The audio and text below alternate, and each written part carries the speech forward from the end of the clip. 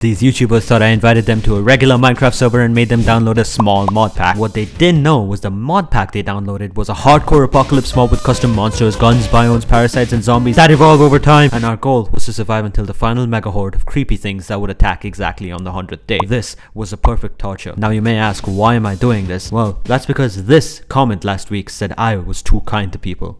How dare you? As soon as I had the YouTubers joined the SMP, we encountered a group of mutant zombies that looked like Dwayne Johnson. Everyone's first reaction was to freak out. But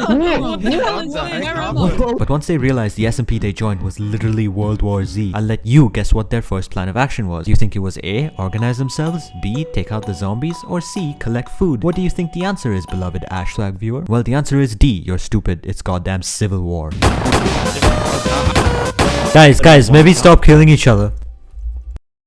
It was obvious. Our first problem was teamwork. My first attempt at solving our issues was to revive all my dead comrades and go on a field trip like a happy family. We came across a gigantic canyon in the middle of the wasteland and I told them we should go around it and not go down, since even though it was daytime, we would not want to be trapped inside a giant crate of zombies to eat us alive. Everyone ignored me and went inside anyway. I don't tolerate disrespect, so I killed all of them. Shouldn't have skipped anger management. Listen, it was day one and we already managed to get everyone killed multiple times. I was desperate to get the gang together, so I spawned in a few big boy zombies, just so everyone is forced to work together. Guys, there's a big thing coming at us right now. Awesome. Teamwork exercise, right? Okay, let's see. Nobody survived. After I got revived by an act of God, I had to kill all the zombies and revive my friends. Badass, Mission Impossible, John Wick style. Guys, meet my little friend.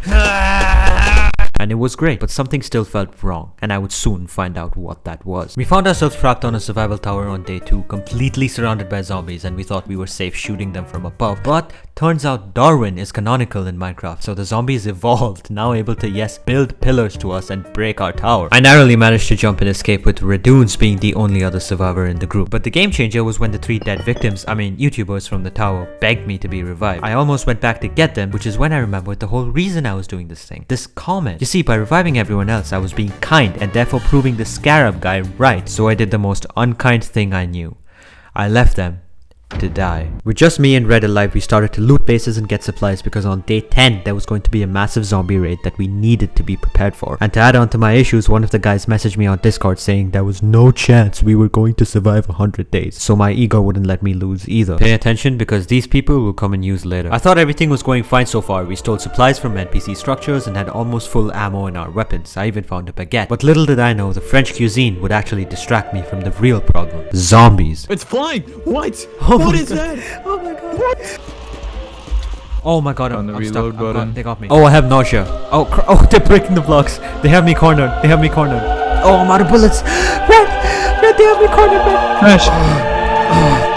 Oh god. Staying in one place for more than 5 minutes was a death trap. We quickly realized this and kept wandering for a long time, continuing to loot while being closely tailed by zombies. The strategy of running and looting worked perfectly for us, but only for a few days until this happened. Oh, that's red. Boy. Dude, that's red team. That's red team, by the way. I see the sniper. Be careful. You see, in this fancy little mod pack, zombies weren't our only problem. Human survivor NPCs also existed, and they were split into red team and blue team. We had no idea about this, so earlier in the day when I found this tower, I climbed up trying to loot it. Little did I know I would be jumped by blue NPCs. Okay. What? Okay. What? Okay.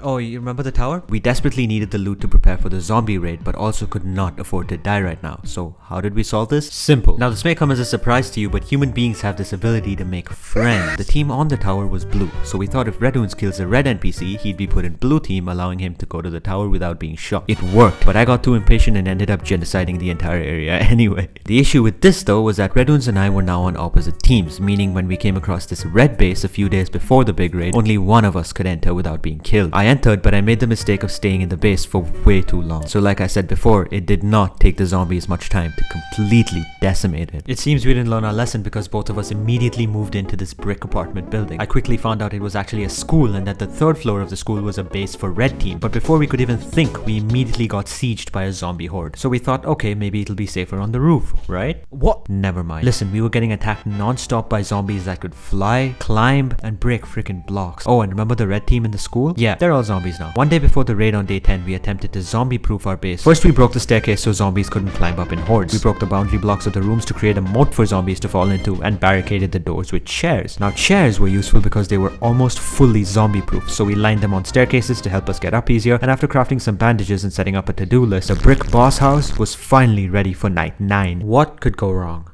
Turns out, everything. Wait. Just one up. What? They knocked me down. Oh. Here.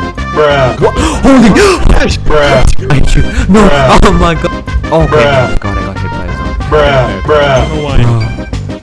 Okay, yeah, no. We abandoned the brick house as quickly as we found it and started running again, but we didn't leave empty-handed because we now knew A, open air is way safer, and B, high ground is always an advantage. With these two in mind, we rushed on top of a desert biome mountain and built a quick makeshift house, and before we knew it, it was raid time. Oh, P.S. I found an assault rifle.